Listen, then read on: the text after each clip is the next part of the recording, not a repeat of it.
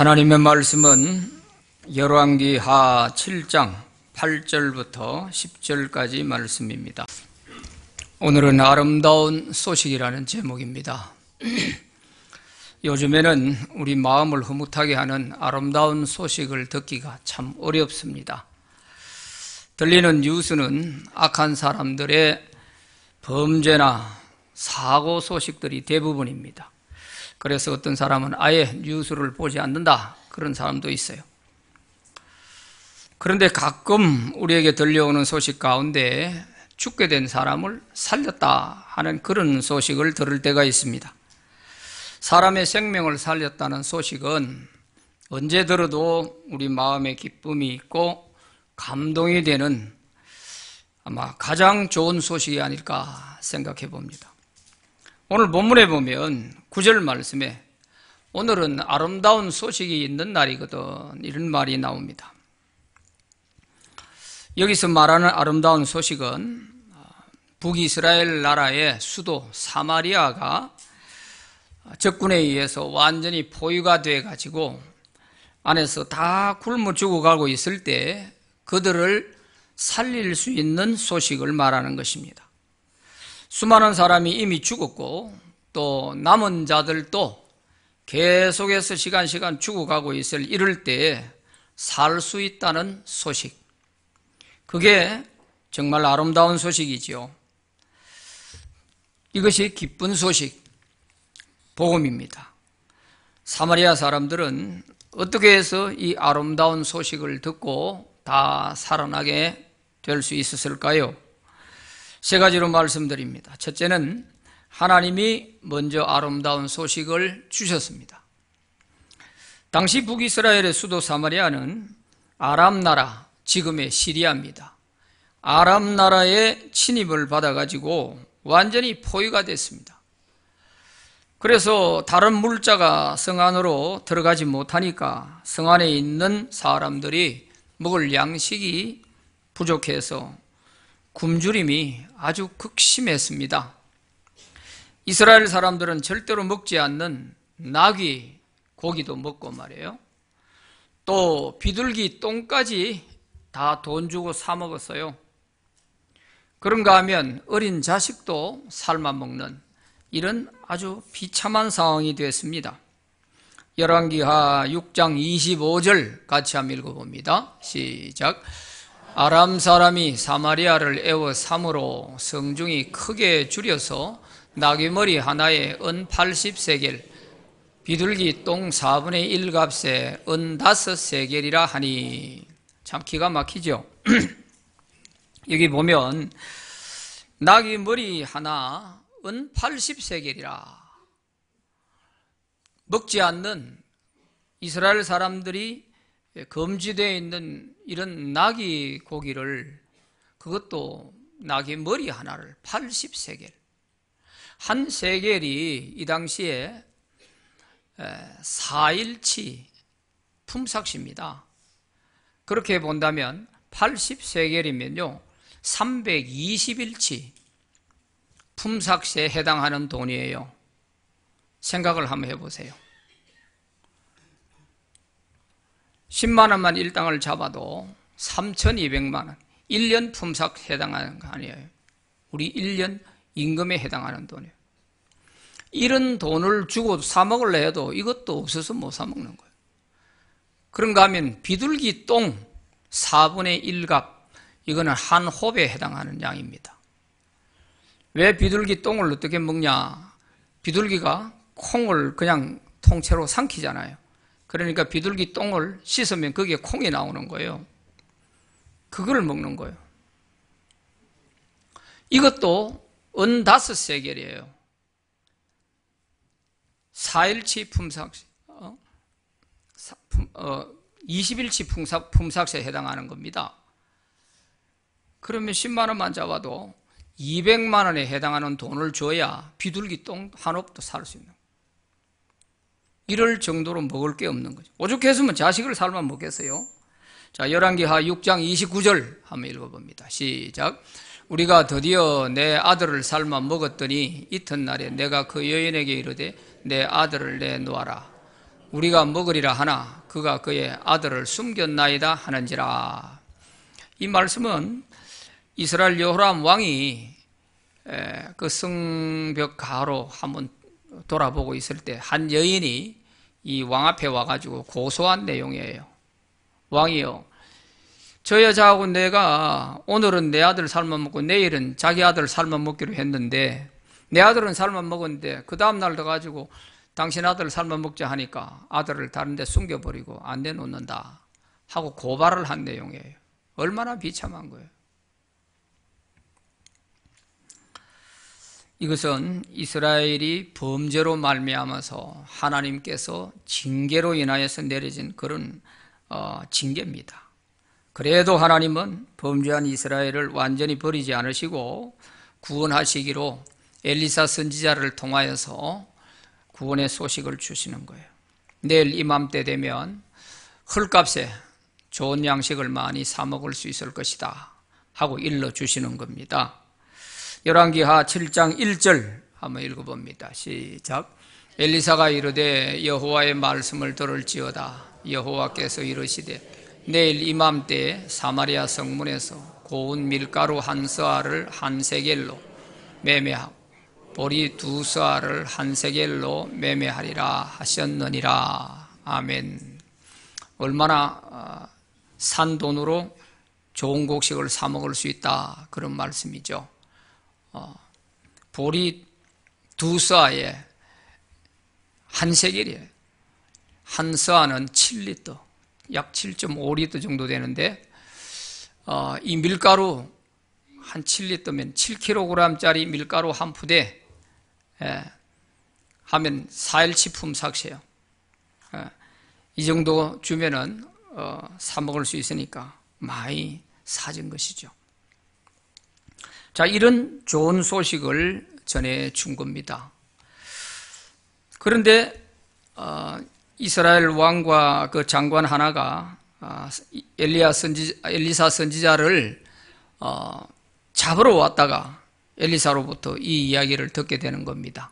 이렇게 어렵게 된 모든 원인이 저 엘리사 때문이다 이렇게 생각한 거예요. 왕은 자기들과 백성들의 죄악으로 말미암아 이런 징계가 왔다는 걸 생각을 안 하고 저 엘리사 때문에 지금 우리가 이런 어려움을 겪고 있다. 이래서 엘리사를 죽이려고 잡으러 왔다가 엘리사를 통해서 이 말씀을 하나님이 주신 거예요. 그런데 함께 왔던 그 장관은 엘리사의 얘기를 듣고 비웃는 겁니다. 여호와께서 하늘에 창을 내신들 어찌 이런 일이 있을 수 있다는 말이냐. 내일 당장 이맘때 무슨 재주로 그 양식이 그렇게 풍족하게 상값에 사 먹을 수 있다는 말이냐. 그렇게 하면서 비웃었어요. 그런데 그것은 사실로 이루어졌어요. 다음 날 해질 무렵에 그 사실이 현실로 이루어지게 됩니다. 성문 입구에 있던 나병 환자 4사람이 적진으로 투항하게 됐습니다.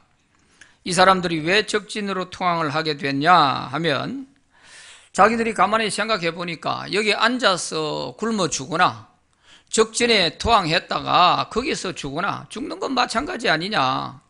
그러니까 우리가 이판사판 그냥 적진에 투항했다가 살려주면 사는 거고 죽이면 여기서 죽거나 거기서 죽거나 마찬가지니까 이래 앉아서 죽을 수 없지 않냐. 우리가 적진으로 투항하자. 이래서 적진에 투항을 하게 된 것입니다. 그런데 해질 무렵에 이 사람들이 적진에 투항해서 보니까 사람이 아무도 없는 거예요. 텐트 천막을 쳐놓고 그 안에 보니까 말도 그대로 다 메어져 있고 사람이 아무도 없어요. 그래서 여기저기 돌아다니면서 아무도 없는 걸 보고서 이 사람들은 이 방 저 방 다니면서 먹고 마시고 옷이다 금, 은 이런 좋은 것들 눈에 보이는 대로 갖다가 감추느라고 정신이 없었어요. 그래서 어떻게 해서 그 적군들이 다 도망을 치고 한 사람도 없게 되느냐 하는 거예요. 그것은 하나님께서 초월적인 방법으로 그 적군들이 전부 다 도망을 치도록 만드셨기 때문입니다. 열왕기하 7장 6절 7절 말씀 같이 읽어봅니다. 시작. 이는 주께서 아람 군대로 병거 소리와 말소리와 큰 군대의 소리를 듣게 하셨으므로 아람 사람이 서로 말하기를 이스라엘 왕이 우리를 치려하여 헷 사람의 왕들과 애굽 왕들에게 값을 주고 그들을 우리에게 오게 하였다 하고 해질 무렵에 일어나서 도망하되 그 장막과 말과 나귀를 버리고 진영을 그대로 두고 목숨을 위하여 도망하였음이라. 아멘.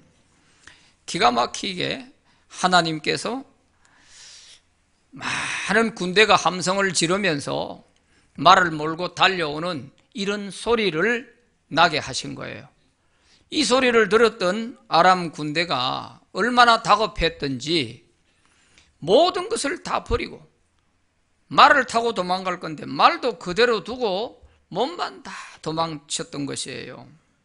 하나님께서 이렇게 하신 것입니다. 이 4명의 나병 환자들이 그 적진에 투항하러 갔을 때 바로 조금 전에 이 사람들이 다 도망친 거예요. 오늘 그 본문의 내용을 보면 열왕기하 7장 5절에 보면 아람 진영으로 이 4명의 나병 환자들이 투항할 시점이 해질 무렵이었어요. 해질 무렵. 그런데 7절에 가서 보면 해질 무렵에 일어나서 적군이 도망친 시간이 해질 무렵이에요. 그러니까 이 나병 환자들이 투항하러 간 그 시간 바로 직전에 이 사람들이 다 도망을 쳐 갔다. 그런 얘기입니다. 자, 이렇게 해서 이 4사람은 먹고 마시고 자기들 좋은 것 다 감추고 이렇게 하는 거예요. 자, 8절 한번 같이 읽어봅니다. 8절 시작. 그 나병 환자들이 진영 끝에 이르자 한 장막에 들어가서 먹고 마시고 거기서 은과 금과 의복을 가지고 가서 감추고 다시 와서 다른 장막에 들어가 거기서도 가지고 가서 감추니라. 이 4사람은 목숨을 걸고 살 길을 찾아서 적진에 투항을 했는데 그곳에 가보니까 그들이 찾는 모든 것이 다 준비되어 있었어요. 하나님이 딱 준비해 놓으신 거예요. 이들은 어떤 노력도 한 것이 없어요. 그냥 가서 다 취하기만 하면 되는 것이었어요. 이처럼 하나님이 은혜로 다 주신 거예요. 인간의 구원은 하나님의 은혜로 얻을 수 있는 것이다 하는 진리입니다. 나병 환자 4사람은 하나님이 준비하신 구원의 은혜를 가장 먼저 받아 누린 사람입니다. 하나님이 딱 준비해 놓은 이 구원의 은혜를 이 나병 환자 4사람이 가장 먼저 가서 누리게 된 거죠. 오늘 우리도 영적으로 보면 이 나병 환자의 처지와 같은 것입니다. 나병 환자는 나병으로 인해서 점점 몸이 썩어 들어가는 거 아니겠어요? 손가락도 떨어지고 눈도 찌그러지고 코도 삐뚤어지고 이렇게 썩어 들어가면서 점점 이제 죽어가는 거죠. 죄로 말미암아 모든 인생이 이와 같이 서서히 우리는 죽어가고 있는 것입니다. 그래서 사람들은 이런저런 종교 다 기웃거리면서 참 생명의 길을 찾으려고 헤매는 사람들이 많이 있습니다.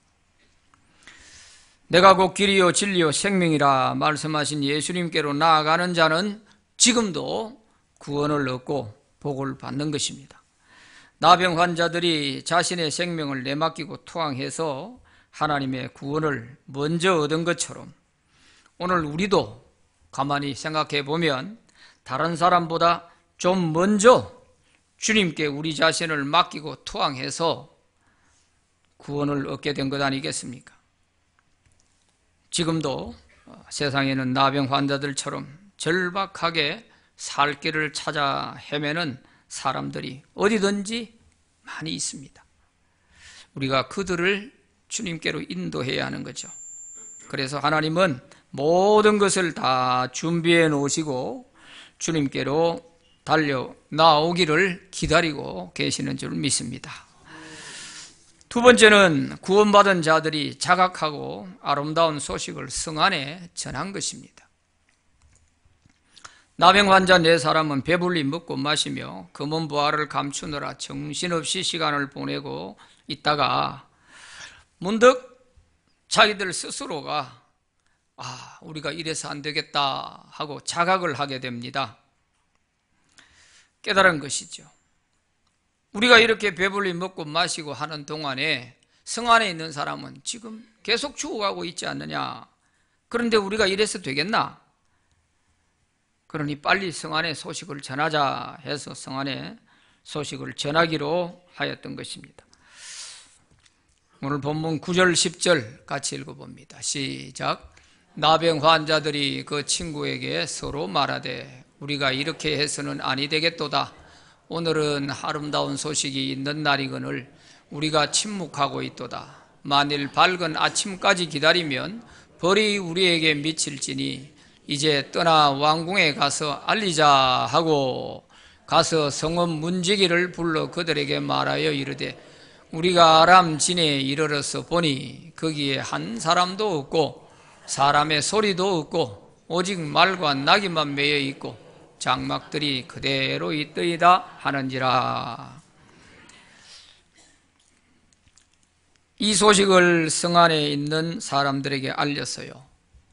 문지기를 불러가지고 이 얘기를 해주고 문지기는 왕에게 다시 보고를 했어요. 그랬으면 빨리 1시간이라도 빨리 달려 나와야 죽어가는 사람이 하나라도 줄어들 텐데 말이죠. 임금은 이 소리를 듣고 의심을 하는 거죠. 아니야, 그 사람들이 다 내버려 놓고 도망갈 이유가 없지. 우리가 성 안에서 굶고 있는 것을 알고 저 사람들이 우리 나오기를 바라고 들판에 딱 숨어 있다가 우리가 나가면 저 사람들이 우리를 치려고 하는 거야. 이스라엘 임금이 이런 생각을 가지면서 성문을 열어주질 않는 거예요. 그러니까 옆에 있던 신하가 딱 해서 정 그러면 왕이여 사람을 보내가지고 한번 정탐을 하고 오라고 하시지요.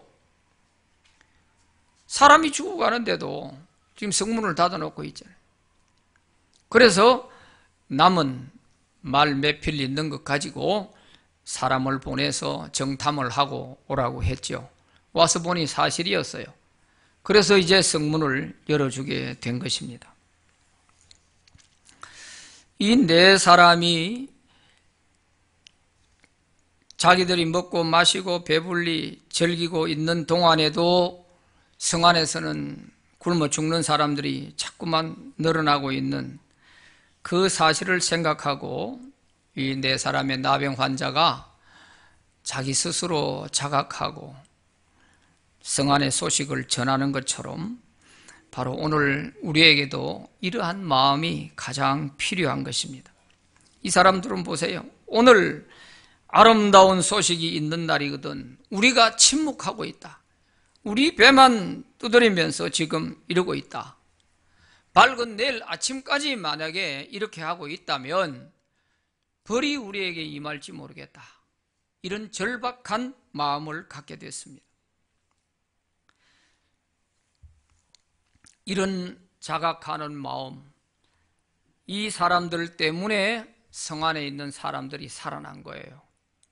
이 사람들이 자기들만 배불리 먹고 감추고 그냥 입 닫고 가만히 있었으면 성 안에 있는 사람들은 얼마나 더 많은 사람이 죽어나갔을지 몰라요. 이 사람들의 이 자각이 사마리아 성 안에 있는 수많은 생명을 살리게 된 거예요. 오늘 우리에게도 하나님께서 이런 자각하는 마음을 주시기를 원합니다. 오늘 우리가 가만히 한번 보세요. 지금 예수 믿고 있는 먼저 믿은 우리가 이런 마음이 없기 때문에 오늘 한국 교회가 무너지고 있고 우리 가정의 복음화가 더디게 되는 거예요. 이런 마음이 우리 속에 있다면 절대 그럴 수 없죠. 내만 예수 믿고 구원받았으면 됐다. 이런 마음 가지면 안 되는 거죠. 우리가 이 사람들, 다른 사람들보다 좀 먼저 예수 믿어서 우리가 구원을 경험한 사람 아니에요. 우리는 먼저 믿고 구원의 이 은혜와 복을 누리고 있는 것입니다. 그래서 교회 와도 항상 기쁘고 즐거운 이러한 것들을 우리만 누리고 있는 거예요. 우리만. 이래서는 안 되잖아요. 이 나병 환자들처럼 우리도 좀 먼저 경험했을 뿐이니까 우리에게도 정말 저 사람들에게 이 소식 전하지 않으면 하나님이 우리에게 벌을 내리실지 모르겠다 하는 이런 절박한 마음이 있어야 하는 거예요. 절박한 마음. 이 가족들 내가 구원시키지 못하면 정말 벌이 내게 내릴지 모르겠다. 이런 마음이 있어야 우리가 이 구원의 소식을 전할 수가 있는 거예요.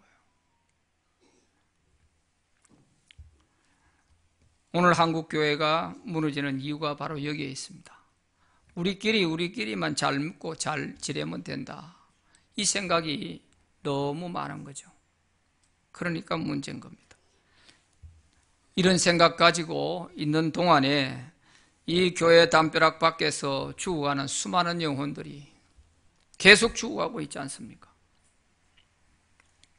그래서 오늘 우리에게도 이 네 사람의 나병 환자에게 주었던 이런 마음을 우리에게도 하나님이 주셔서 정말 이번 기회에 꼭 정말 살려야 할, 하나님이 구원해야 될 사람들을 살리는 좋은 기회가 되기를 바랍니다.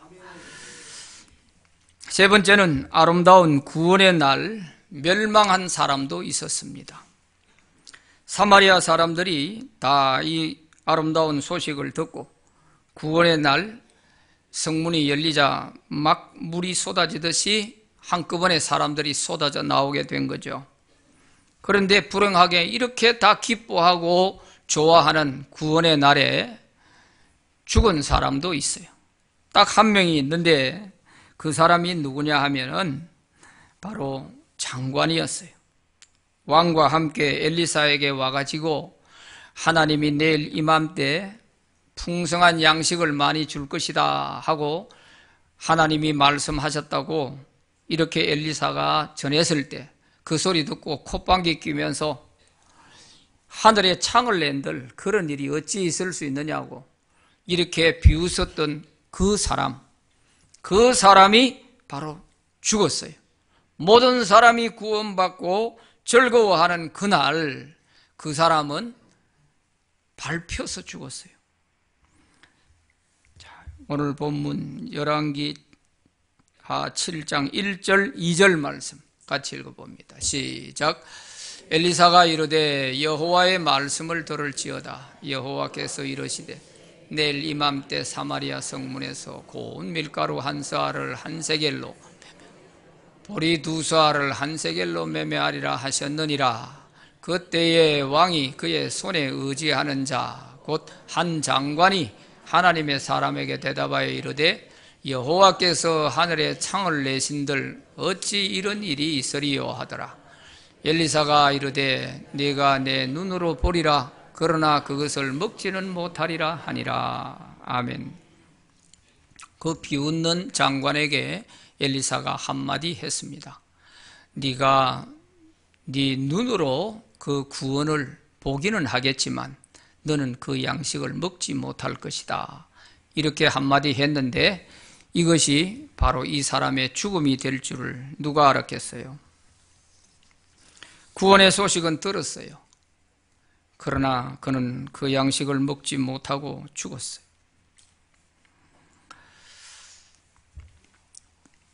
사람이 보기에는 우연인 것 같을지 모르지만 하나님은 정확하십니다. 믿지 않는 자에게는 구원이 주어지지 않는다 하는 사실을 확실하게 보여주고 있는 것입니다. 예수님이 재림하시는 세상 종말의 날은 믿는 자에게 구원의 날입니다.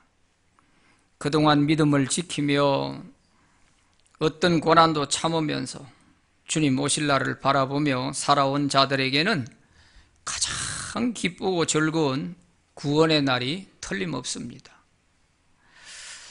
편안하게 살든지 박해중에 살았든지 어떤 세상에서 살든지 성도는 오직 주님 다시 오실 그날을 기다리면서 사는 것이 성도의 기본입니다. 세상이 너무 좋고 행복해서 주님을 잊어버리거나 주님과 멀어진 사람들에게는 주님이 다시 오시는 날이 도리어 많이 두려운 날이 될 것입니다.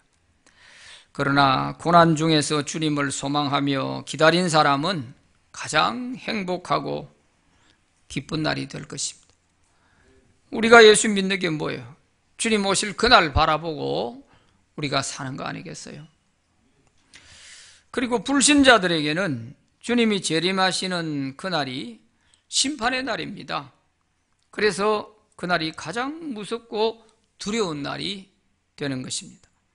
그래서 예수 믿지 못한 것을 가장 후회하고 통곡하는 그날이 바로 주님이 오시는 날입니다. 그러므로 세상의 종말의 날은 믿는 자와 불신자의 희비가 엇갈리는 날이에요. 당시 남은 사마리아 사람들이 다 구원받는 날 하나님의 말씀을 믿지 않고 비웃었던 그 사람이 밟혀 죽는 것처럼 복음을 전하는 사람들의 복음을 외면하고 비웃는 사람들은 마지막 날 가장 크게 후회하게 될 것입니다. 그 사람이 나에게 와서 그렇게 예수 믿자고 그렇게 교회 오라고 얘기할 때 내가 왜 그때 안 갔을까? 내가 그때 갔으면 이런 지옥에 떨어지는 일은 없을 건데 하면서 아마 이를 갈면서 얼마나 후회를 했겠어요. 바로 그 날이에요. 그 날이. 주님이 오시는 날이 바로 이런 날이에요. 그래서 성경의 구약에서는 이 신약에서 예수님 다시 오실 종말의 날을 가리켜서 여호와의 날이라 이렇게 성경이 말씀하고 있어요. 여호와의 날. 여호와의 날이 어떤 날이냐? 믿는 자에게는 구원의 날이요, 믿지 않는 자에게는 심판의 날이라는 거예요. 그래서 양면성이 있는 겁니다. 여호와의 날의 이 양면성. 그래서 이 종말의 날이 바로 그런 날이에요. 여호와의 날이 되는 거예요. 구원은 하나님의 은혜에 의해서 믿음으로 받습니다. 그래서 구원은 하나님의 선물입니다. 구원의 선물을 받은 자는 하나님께 감사하고 그저 찬양할 뿐이에요. 우리가 노력한 것이 아무것도 없기 때문에, 우리가 노력해서 얻은 구원이 아니기 때문에 우리는 자랑할 것도 없고 그저 감사하고 찬양할 뿐이에요. 다만 우리를 구원하신 그 하나님 아버지의 소원을 우리가 알고 그 소원을 위해서 힘쓰는 그런 사람이 주님의 은혜에 조금이라도 보답하는 길이 되고 또 하나님을 기쁘시게 하는 사람이 될 수가 있는 거예요. 하나님의 소원이 뭐겠어요? 모든 사람이 다 구원받기를 원하는 것이 하나님의 소원입니다. 디모데전서 2장 4절 다 같이 읽어봅시다. 시작. 하나님은 모든 사람이 구원을 받으며 진리를 아는 데에 이르기를 원하시느니라. 아멘. 원하시느니라 하는 그것이 소원이라는 뜻이에요. 하나님의 소원은 모든 사람이 다 구원받기를 원하시는 거예요. 한 사람도 지옥 가서 고통받는 것을 하나님은 원치 않으시는 거예요. 그래서 심지어 하나님은 자기 아들 독생자 예수님까지 보내주신 분이에요. 이럴 정도로 우리를 구원하시기를 기뻐하시고 이게 하나님의 소원이에요. 그러면 하나님이 능력이 있겠다, 전지전능하신 분인데 한번 안 믿는 사람들을 겁을 팍 줘가지고 다 예수 믿게 하시면 되지 뭘 그걸 가지고 그렇게 하시냐, 이렇게 말씀하실 사람이 있을지 모르지만 그렇지 않습니다. 하나님은 고린도전서 1장 21절에 보면 그래 하면 좋겠지만 하나님은 그런 방법을 쓰지 않으세요. 그거는 비인격적인 방법이잖아요. 협박하고 겁줘가지고 믿게 하는 그거 하나님 원치 않으세요. 하나님이 원하시는 방법이 뭐냐? 미련한 것 같이 보이지만 전도의 미련한 방법으로 구원하시기를 기뻐하신다 했어요. 그게 고린도전서 1장 21절에 있는 말씀. 전도의 미련한 방법을 통해서 구원하시는 것을 하나님이 원하시기 때문에 그래서 오늘 우리가 그 심부름을 하게 되는 것입니다. 좀 먼저 믿은 사람들은 이 사실을 알고 우리가 이 일에 심부름하는 거예요. 하나님의 소원을 위해서.